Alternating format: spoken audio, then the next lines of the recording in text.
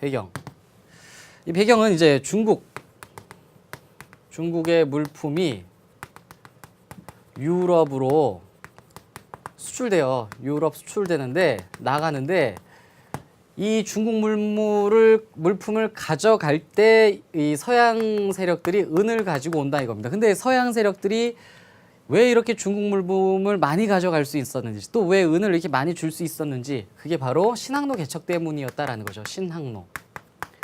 왜냐하면 이 신항로 개척 때문에 일단은 서양 사람들이 이제 중국에 뱃길을 이제 뭐 제대로 알고 이제 잘 올 수 있잖아요. 게다가 왜 또 은하고 관련이 있냐면은요.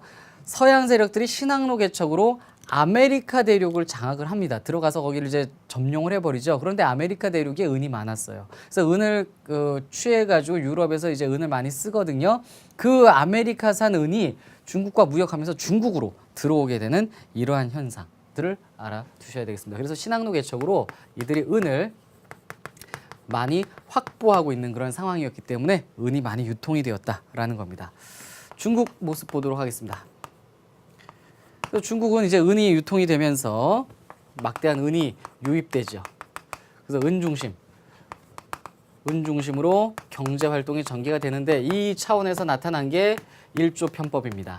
일조 편법 명나라였죠. 명나라 때 은으로 세금을 걷는 게 일조 편법 앞에서 배웠습니다. 그 다음에 청나라에선 지정은제.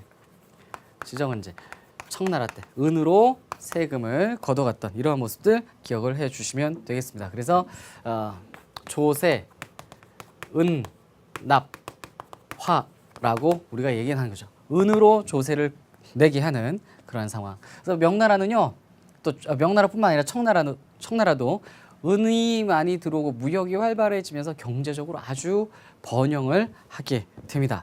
그런데 산업혁명 19세기 이후 상황이 어떠했느냐라는 건데요. 산업혁명 이후에는요, 유럽의 침투가 강화됩니다. 이 사람들이 그 산업혁명으로 물건이 많이 대량 생산되잖아요. 이 대량 생산된 물건이 유럽 안에서 다 소비가 되지 않아요. 남습니다. 이걸 이제 팔기 위해서 아시아, 아프리카 이제 들어오는데 이제 중국에도 막 들어오게 되죠. 뭐 면직물, 견직물 이런 모직물, 섬유들을 아시아 세계에 팔기 위한 그런 노력들이 유럽에서 전개가 되는데요. 그러다 보니까 이제 막 침투하게 되는 거죠. 근데 이 무역 상황에서 유럽은 계속 중국한테 적자를 보는 그런 상황이었습니다. 은이 중국으로만 들어가지 중국에서 나오지 않아요. 유럽 사람들이 중국 물건 많이 사고 은을 주는데 이 중국 사람들도 유럽의 물건을 사줘야 그 은이 이제 유럽으로 좀 빠져나올 텐데 안 나옵니다. 중국 사람들은 이 유럽 물건이 필요하지가 않았어요. 그래서 당시 그 중국을 세계 은의 무덤이다. 들어가면 안 나오니까 라고도 불렀다고 합니다. 그래서 이 유럽 세계가 우리가 이제 뒤에 근현대사 부분에서 이제 배우게 되는 건데 아편 무역 같은 거 하잖아요. 인도산 아편을 중국에다 팔아먹으면서 중국 은을 이제 중국 밖으로 좀 빼내도록 하는 그러한 일들을 하게 됩니다. 그래서 중국의 은 유출인데요.